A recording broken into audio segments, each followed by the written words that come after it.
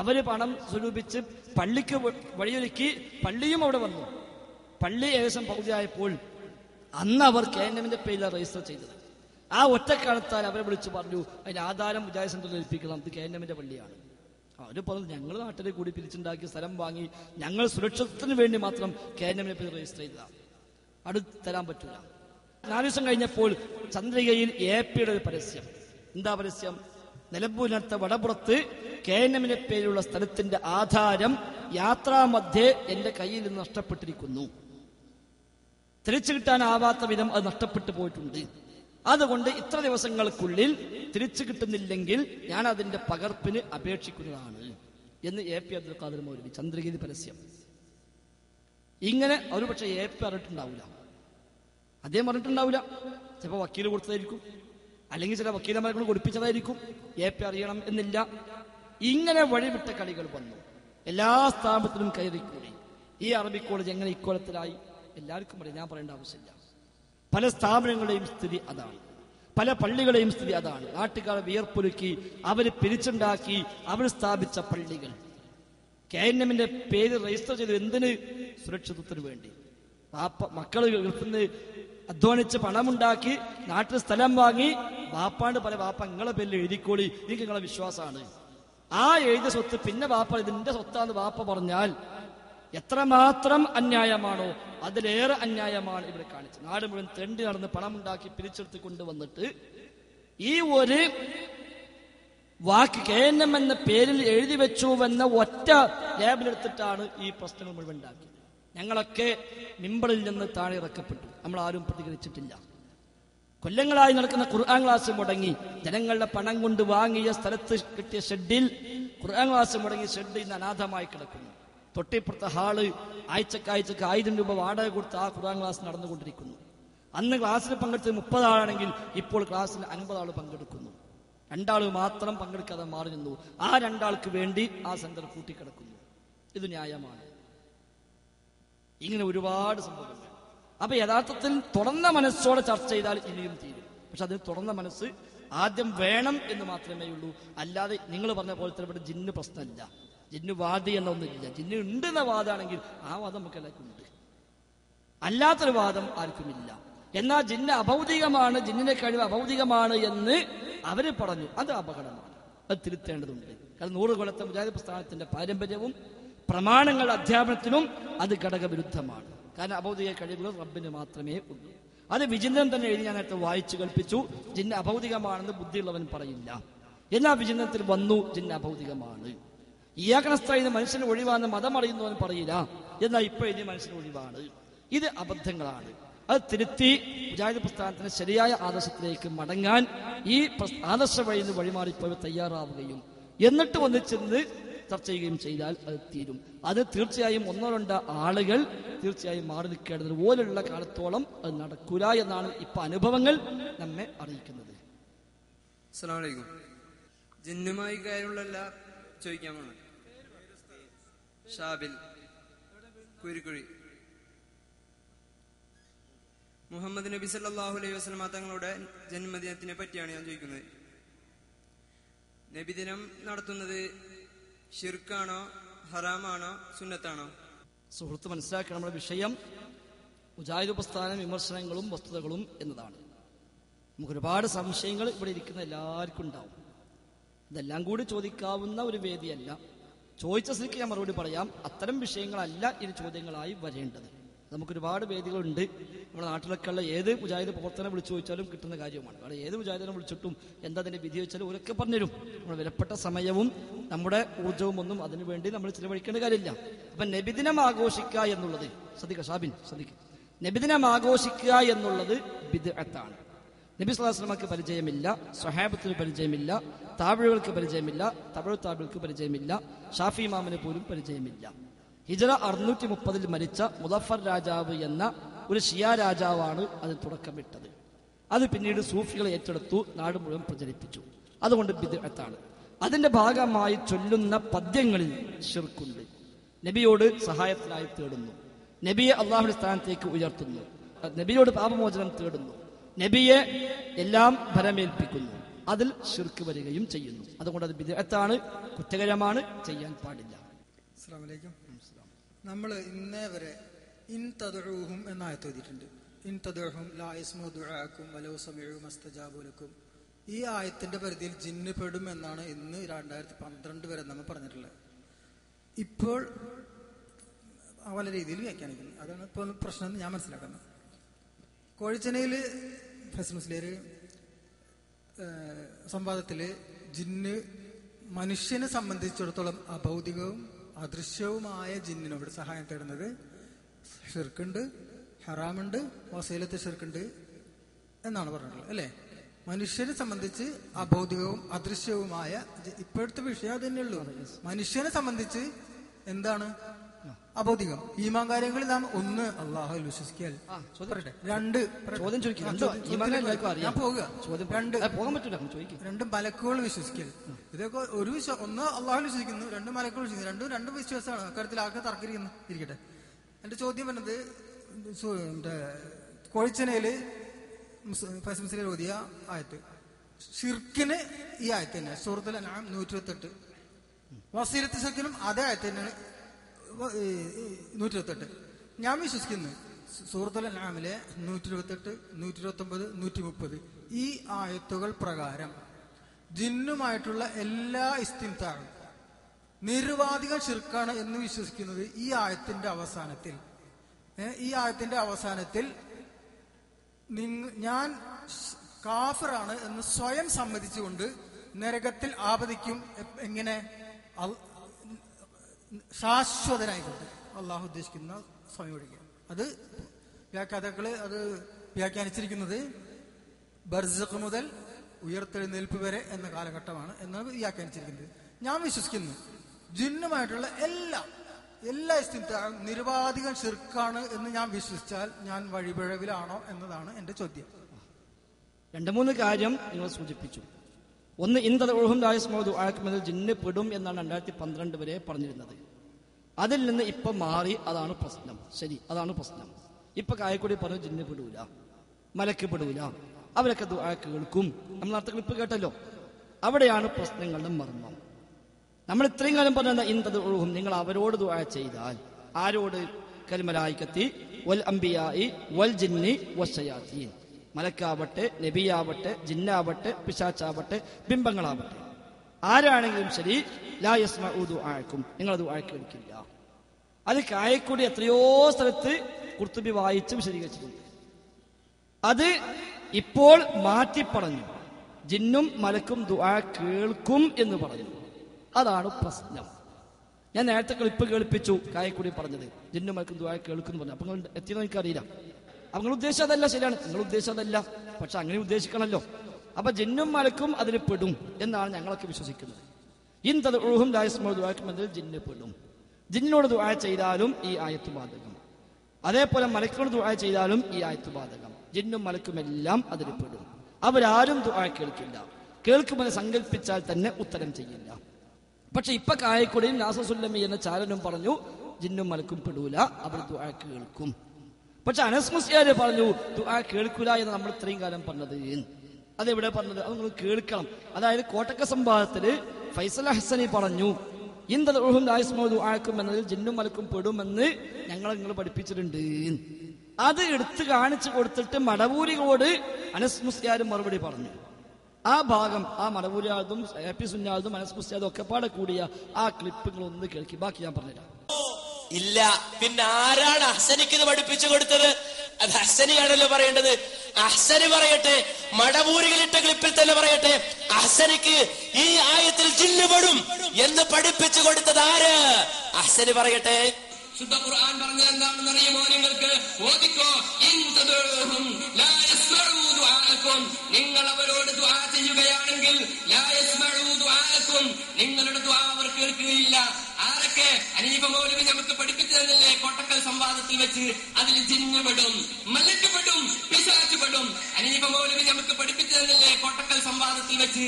അതിൽ ജിന്ന് പെടും, മലക്ക് പെടും, പിശാച് പെടും. കണ്ടോ? അത് പഠിപ്പിച്ചു കൊടുത്തത് ഹനീഫ മൗലവിയാണ്. ഇത് ജിന്ന് പെടും എന്ന് പഠിപ്പിച്ചു കൊടുത്തത് ആര്? ഹനീഫ മൗലവി. ഇപ്പോഴും ചില ആളുകൾക്ക് ജിന്ന് പെടുമെന്ന് പഠിപ്പിച്ചു കൊടുക്കുന്നുണ്ട്. ആര്? ഹനീഫ മൗലവി. അന്ന് ഖുറാഫികൾക്ക് പഠിപ്പിച്ചു കൊടുത്തു, ഇന്ന് ജിന്നൂരികൾക്ക് പഠിപ്പിച്ചു കൊടുക്കുന്നു ജിന്ന് പെടും എന്ന്. അതായത് ഇത്രയും കാലം നമ്മൾ പറഞ്ഞത് ജിന്നും മലക്കുമെല്ലാം ഈ ആയത്തിന് പരിധിയിൽ വരും, അവരോടൊക്കെ ദുആ ചെയ്താൽ അവർ ദുആ കേൾക്കില്ല എന്നാണ് ഇത്രയും കാലം നമ്മൾ പറഞ്ഞത്. അതിന് വിരുദ്ധമായി ജിന്നും മലക്കും ദുആ കേൾക്കും എന്ന് കായിക്കൊടി പറഞ്ഞു, നാസസുല്ലമിയും പറഞ്ഞു. അത് നമ്മൾ നേരത്തെ വിശദീകരിച്ചു, അത് കേൾപ്പിക്കുകയും ചെയ്തു. എന്നാൽ അതായിരുന്നില്ല മുജാഹിദുകളുടെ വാദം. അതിന് വിരുദ്ധമായി അവർ ദുആ കേൾക്കുമെന്ന്. അതാണ് പ്രശ്നത്തിന്റെ മർമ്മം ഒന്ന്. ഇനി മറ്റൊന്ന്, കോഴിച്ച സംവാദത്തിൽ മനുഷ്യനെ അപേക്ഷിച്ച് അദൃശ്യവും അഭൗതികവും എന്ന് പറഞ്ഞു. ശരിയാണ്, അത് ഇപ്പോഴും പറയുന്നു. അത് കോഴിച്ചതിന് മാത്രമല്ല പറഞ്ഞിട്ടുള്ളത്.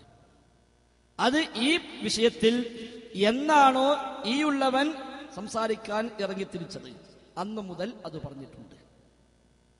ഈ വിഷയത്തിൽ എന്റെ ഒന്നാമത്തെ സംസാരം വേങ്ങയിൽ നടത്തിയ മുഖാമുഖമാണ്. ചത്തപോത്തും യാ ഇബാദുള്ളയും എന്നാണ് സിഡിയുടെ പേര്. അതിൽ ഞാൻ അതേ പരാമർശം നിർവഹിച്ചിട്ടുണ്ട്. രണ്ടാമത്തെ എന്റെ മുഖാമുഖം സൂപ്പർ ബസാർ മുഖാമുഖമാണ്. പുഴയിൽ വീണ അക്ലാനികളും കരക്ക് കയറ്റുന്ന സലഫികളും, അതിലും അത് പറഞ്ഞിട്ടുണ്ട്. മൂന്നാമത്തെ എന്റെ മുഖാമുഖം കക്കാടാണ്. നിങ്ങൾ അവരോട് പ്രാർത്ഥിച്ചാൽ എന്നാണ് അതിന്റെ പേര്. അതിലും അത് പറഞ്ഞിട്ടുണ്ട്. നാലാമത്തെ എന്റെ മുഖാമുഖം ഒതായിലാണ്. അതിലും അത് പറഞ്ഞിട്ടുണ്ട്. ഞാൻ നേരത്തെ അദ്ദേഹത്തിന്റെ ചോദ്യത്തിന് മറുപടി പറഞ്ഞ ഈ പ്രബന്ധത്തിലാണ്.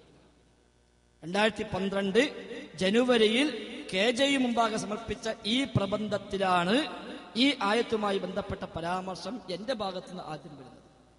അതെന്നെ പഠിപ്പിച്ചത് ഹനീഫ് കായിക്കുടിയുമാണ്.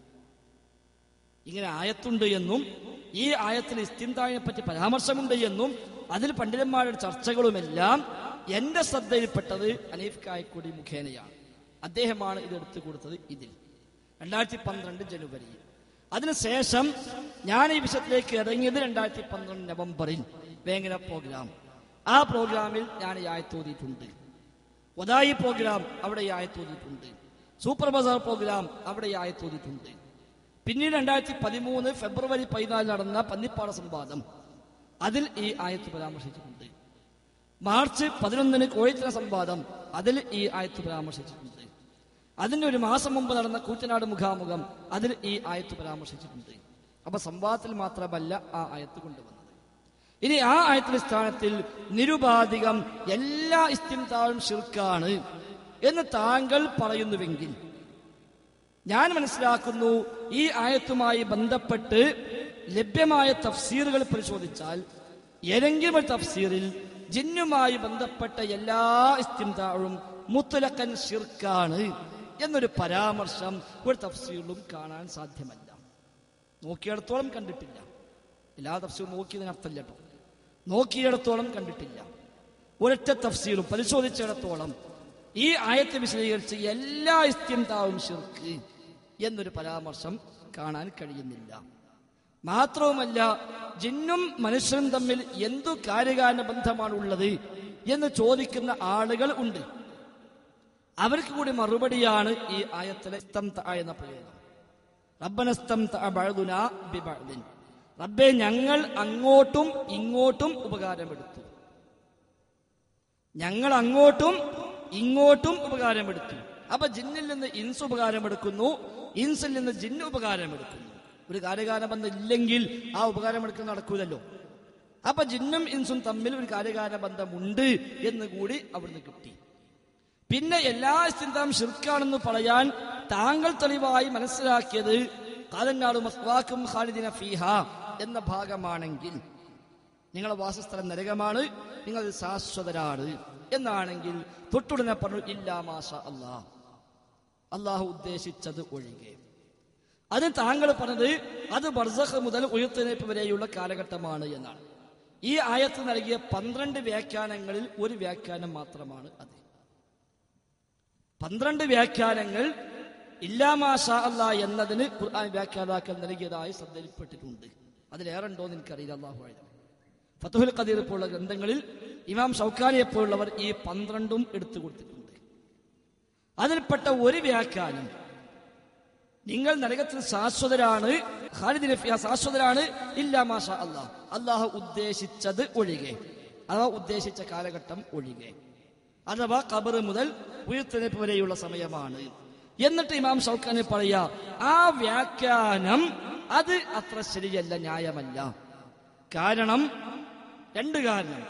ഒന്ന്, വിചാരണയുടെ സമയത്താണല്ലോ ഇത് പറയുന്നത്. ഖബർ കഴിഞ്ഞ് ബർസഖ് കഴിഞ്ഞ് മഹ്ശറിലെത്തി വിചാരണ നടന്ന് വിധി പ്രഖ്യാപിക്കുന്ന സമയത്തല്ല പറഞ്ഞത് ഖാലന്നാറു മസ്വാക്കും ഖാലിദിന ഫീഹാ, നിങ്ങളെ മടക്ക സ്ഥലം നരകമാണ്, ശാശ്വതരാണ്, ഇല്ലാ മാഷാ അല്ലാഹ്. അപ്പൊ പിന്നെ ഖബർ കാലം ഒഴികെ എന്ന് പറഞ്ഞ എന്ത് പ്രസക്തിയാണുള്ളത്? ഇമാം ഷൗക്കാനിയുടെ ചോദ്യമാണ്, ചോദ്യമല്ല. മറ്റൊന്ന്, അങ്ങനെയാണെങ്കിൽ അത് എല്ലാരെ കുറിച്ചും പറയാമല്ലോ, ഒരിക്കൽ മാത്രമല്ലല്ലോ. എല്ലാ തിന്മയും ഏത് നമ്മാടിക്കും ഏത് മുസ്ലിക്കിനും പറയാം, ഇല്ലാ മാഷാ അല്ലാഹ്. ശിർക്ക് ചെയ്ത സ്വർഗം ഹറാമാണ്, നരകത്തിലാണ് എന്ന് പലയിടത്തും എന്ത് പറയാം? ഇല്ലാ മാഷാ അല്ലാഹ് പറയാം. കടന്ത ഖബറും അതേപോലെ കാലഘട്ടം പോലും അതല്ലേ. ആ വ്യാഖ്യാനം ശരിയല്ല, അത് തഅസ്സുഫാണ് എന്നാണ് ഷൗക്കാനിയുടെ വിശദീകരണം.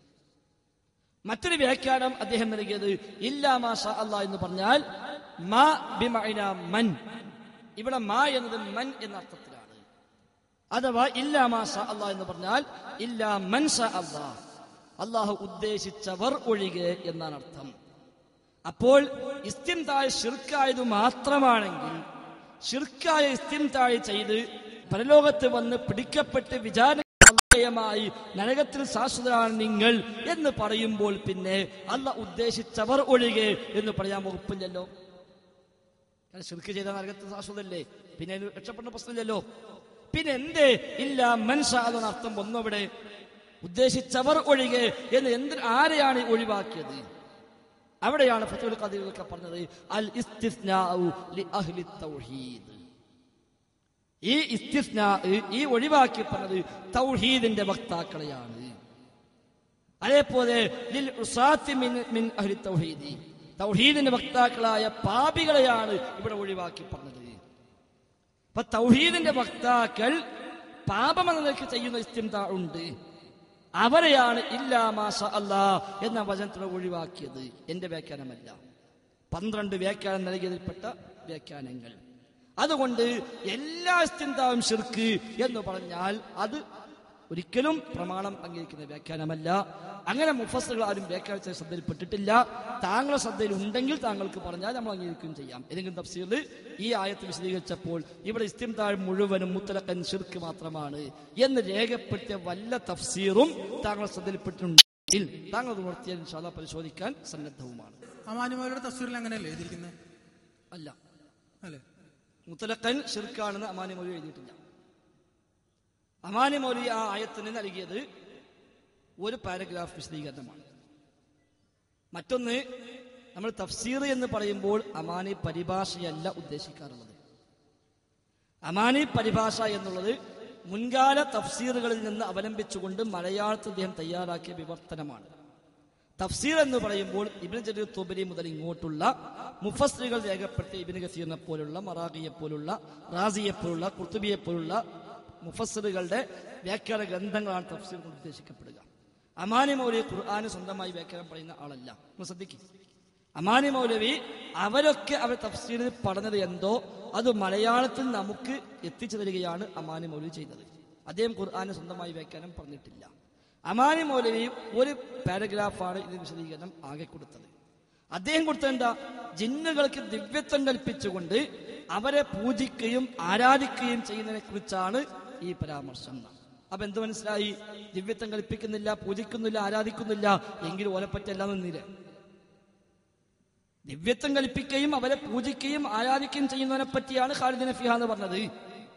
അപ്പൊ ജിന്നിനെ ദിവ്യത്വം കൽപ്പിക്കുന്നില്ല, ജിന്നിനെ പൂജിക്കുന്നില്ല, ജിന്നിനെ ആരാധിക്കുന്നില്ല എങ്കിൽ അവരെ കുറിച്ചല്ല ഖാലിദിന ഫീഹാ എന്ന പരാമർശം എന്നല്ലേ അതിന് കിട്ടുന്നത്? അമാനി മൗലവി അത്രേ അവിടെ പറഞ്ഞിട്ടുള്ളൂ. എന്നാൽ ഞാൻ സൂചിപ്പിച്ചത് ഇനി മാത്രമല്ല, ഒറ്റ ഫത്വ ഞാൻ വായിച്ചതരാം. നാത്തെ രജന്റെ ഫത്വ പറഞ്ഞല്ലോ, ആ കൂട്ടത്തിലെ ഫത്വ രജനയുടെ ഇന്ന് ജീവിച്ചിരിപ്പുള്ള പണ്ഡിതന്മാരിൽ ഏറ്റവും തലയെടുപ്പുള്ള പ്രധാന പണ്ഡിതന്മാരിൽപ്പെട്ട ഒരാളാണ് ഷെയ്ഖ് സ്വാലിഹുൽ ഫൗസാൻ. അദ്ദേഹത്തോട് ചോദ്യം, ഹൽ യജൂസു ഇസ്തിഖ്ദാമുൽ ജിന്നി ഫീ ഗൈരി സിഹ്രി, സിഹിർ അല്ലാത്തതിന് ജിന്നിനെ ഉപയോഗിക്കാൻ പറ്റുമോ? നേരത്തെ പറഞ്ഞ ജിന്നിന്റെ ഫത്വ എന്താണുള്ളത്? സിഹിറിന്റെ വിഷയത്തിലാണ് ഉപയോഗിക്കാൻ പറ്റുമോ ചോദിച്ചത്. സിഹിർ ചെയ്യപ്പെട്ട സംഗതി എങ്ങനെ മനസ്സിലാക്കാനും എവിടെ ഉള്ളത് മനസ്സിലാക്കാനും ഒക്കെയാണ്. സിഹിർ അല്ലാത്തതിന് ജിന്നിനെ ഉപയോഗിക്കാൻ പറ്റുമോ? കഇർസാലിഹിം ഇലാ ബഅദിൽ അശ്ഖാസി, ചില വ്യക്തികളടുത്തേക്ക് അവരെ പറഞ്ഞയക്കുന്നത് പോലെ, മിൻ ഗൈരി ഇബാദത്തിൻ ലഹും, ജിന്നുകൾക്ക് ആരാധനയൊന്നും സമർപ്പിക്കാതെ, ഇബാദത്തൊന്നുമില്ല, അല്ലാതെ അവരെ ഉപയോഗിക്കാൻ പറ്റുമോ? വഹൽ യജൂസു അൻ നസ്തഖ്ദിമഹും ഫീ അഅ്മാദിൽ ഖൈരി, ഖൈറായ പ്രവർത്തനങ്ങളിൽ നമുക്ക് അവരെ ഉപയോഗപ്പെടുത്താൻ പറ്റുമോ? മറുപടി, ലാ യജൂസു ഇസ്തിഖ്ദാമുൽ ഗായിബീന അബദ, അദൃശ്യരായവരെ ഒരിക്കലും ഉപയോഗിക്കൽ അനുവദനീയമല്ല. ഇന്നമാ തസ്തഖ്ദിമു ഇൻസാനൻ ഹാദിറൻ ഖാദിറൻ, ഹാദിറും ഖാദിറുമായ ഇൻസാനെ മാത്രമേ നിനക്ക് ഉപയോഗിക്കാൻ പാടുള്ളൂ. ജിന്നിനെ ഉപയോഗിക്കൽ ജായിസല്ല, ശിർക്കാണെന്ന് പറഞ്ഞില്ല, ലാ യജൂസു, ജായിസല്ല. എന്നിട്ട് മനുഷ്യനെ എങ്ങനെ ഉപയോഗിക്കണം അത് പറഞ്ഞു. അമ്മൽ ഗായിബ്, ഗായിബ് ലാ യജൂസു ഹാദാ, ഇത് ജായിസല്ല. ഏത്? ഖൈറിന് വേണ്ടി ഉപയോഗിക്കാം, ഇബാദത്ത് എടുക്കാതെ ഒരു ഉപയോഗപ്പെടുത്താം. ഇത് ലിഅന്നഹു വസീലത്തുൻ ലിശ്ശിർക്കി, ഇത് ശിർക്കിലേക്കുള്ള വസീലയാണ്. വഹാദാ യദ്ഖുലു, നിങ്ങൾ ഈ ചോദിച്ച ചോദ്യം ഉണ്ടല്ലോ, ഇബാദത്ത് സമർപ്പിക്കാതെ സിഹിറിന് വേണ്ടി അല്ലാതെ ഖൈറിന് വേണ്ടി ജിന്നിനെ ഉപയോഗിക്കുക എന്നുള്ളത്, അത് ഉൾക്കൊള്ളും ഫീ ഖൗലിഹി തആല, അല്ലാഹുവിന്റെ വചനത്തിൽ. ഏതാ വചനം? വയൗമ യഹ്ശുറുഹും ജമീഅ യാ മഅശറൽ ജിന്നി ഖദ് ഇസ്തക്സർതും മിനൽ ഇൻസി എന്ന ആയത്ത് കൊടുത്തു. അൻആം 128. ഈ ആയത്തിന്റെ പരിധിയിൽ ഇതും വരും. എന്നിട്ട് പറയാ ഹാദാ ഇസ്തിംതാഉൻ, ഇതും ഇസ്തിംതാ ആണ്. അൽ ഇസ്തിആനത്തു ഇസ്തിംതാഉൻ, ഇസ്തിആനത്തൊക്കെ ഇസ്തിംതാ ആണ്. അപ്പൊ ഖൈറായ പ്രവർത്തനങ്ങൾക്ക് വേണ്ടി ജിന്നിനെ ഉപയോഗിക്കാമോ? പറ്റില്ല. എന്തുകൊണ്ട്? അത് ഇസ്തിആനത്താണ്, ഇസ്തിആനത്ത് ഇസ്തിംതാ ആണ്, അത് ശിർക്കിലേക്കുള്ള വസീലയാണ്. തെളിവെന്താ? അബ്ബനസ്തംതാ ബഅദുനാ ബിബഅദിൻ എന്ന ആയത്ത്. അപ്പൊ അവരൊക്കെ ഈ ആയത്തിനെ അങ്ങനെയാണ് മനസ്സിലാക്കിയത്. ആ അർത്ഥത്തിൽ നമ്മൾ മനസ്സിലാക്കുക, ഇബാദത്താണോ, അവരെ പൂജിക്കുകയാണോ, ദിവ്യത്വം കൽപ്പിക്കുകയാണോ, ഗൈബിയായ ചോദ്യമാണോ, അഭൗതിക ചോദ്യമാണോ, അത് ശിർക്ക് തന്നെ അല്ല. ഈ ചോദ്യത്തിൽ പറഞ്ഞതുപോലെ അഅ്മാദിൽ ഖൈറിന് ഉപയോഗിച്ചു, നന്മയ്ക്ക് വേണ്ടി ഉപയോഗിച്ചു, അവരെ ആരാധിച്ചിട്ടില്ല, പ്രാർത്ഥിച്ചിട്ടില്ല, പൂജിച്ചിട്ടില്ല, എന്നാൽ പോലും ശിർക്കിലേക്കുള്ള വസീലയാണ്.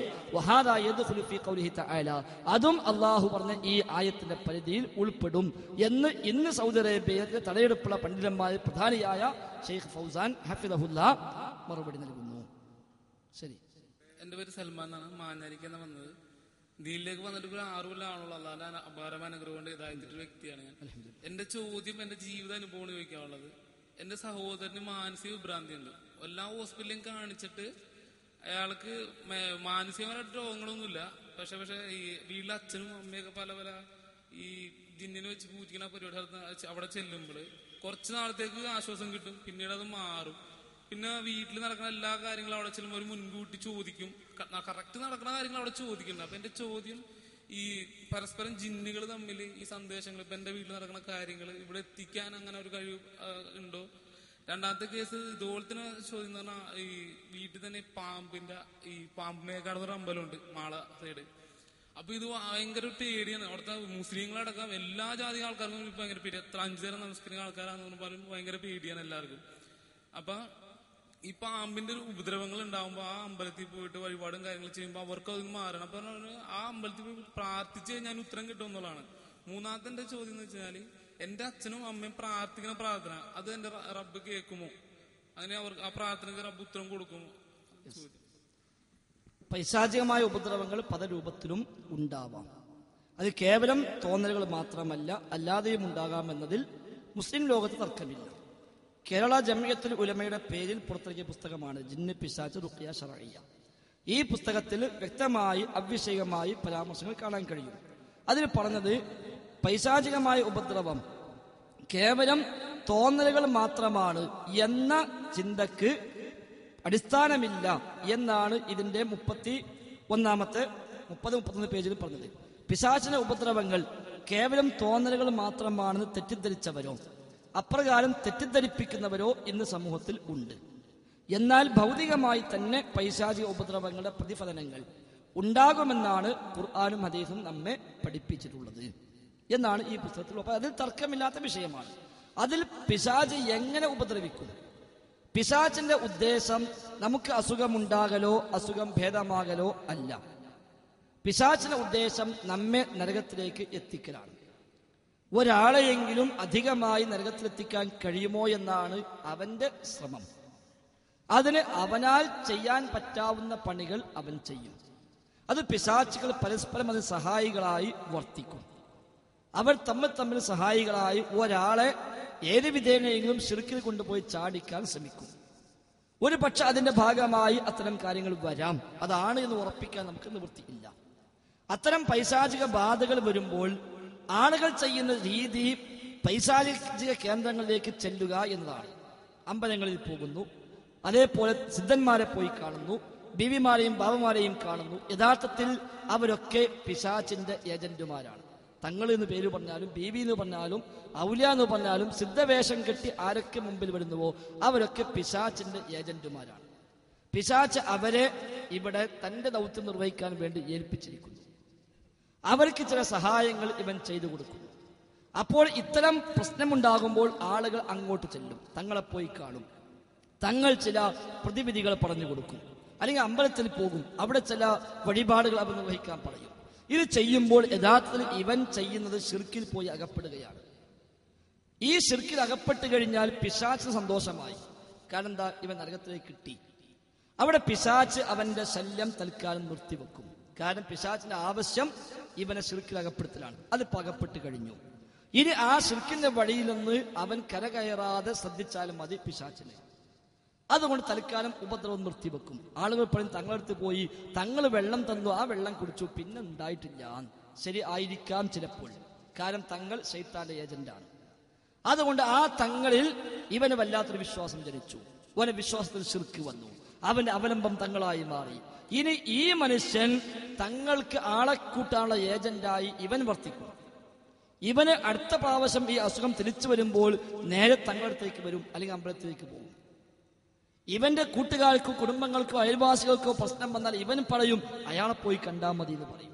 അങ്ങനെ അയാളുടെ ഏജന്റായി ഇവൻ അറിയാതെ ഇവൻ വർത്തിക്കും. ആ ഓരോ ആളുകളും ഇവന്റെ ഏജന്റായി വർത്തിക്കും. അങ്ങനെ ഒരൊറ്റ ആളെ സഹായിച്ചാൽ അതുവഴി ആ നാട്ടുകാരെ മുഴുവൻ ശിർക്കിലേക്ക് വലിച്ചു കൊണ്ടുവരാൻ ശൈത്താന് കഴിയും. ചിലപ്പോൾ നാടിന്റെ പരിധി വിട്ട് പഞ്ചായത്തും ജില്ലയും സ്റ്റേറ്റും വിട്ട് രാജ്യമൊന്നാകെ ലോകമൊന്നാകെ ശിർക്കിന്റെ പരിധിയിലേക്ക് കൊണ്ടുവരാൻ ശൈത്താന് പക്ഷെ അത് കഴിയും. അത്തരം ആളുകളെ അവൻ അതിനു വേണ്ടി സഹായിക്കും. അതാണ് അമ്മയും ബാബയും ഒക്കെ ചെയ്യുന്നത്. ലോകാടിസ്ഥാനത്തിൽ അവർക്ക് ഭക്തന്മാരുണ്ടായി. അത് പൈശാചികമായ സഹായങ്ങളാണ്. അപ്പൊ അങ്ങനെയുള്ള ചെയ്തികൾ വരുമ്പോൾ അത്തരം കേന്ദ്രങ്ങളിലേക്ക് പോവുകയല്ല വേണ്ടത്. അവിടെ പോയാൽ ഒരു പക്ഷേ പിശാച് തൽക്കാലം തന്റെ ഉപദ്രവം നിർത്തിവെക്കും. പക്ഷെ കുറച്ചു കാലം, ഒരു 5-6 മാസം കഴിയുമ്പോൾ അത് വീണ്ടും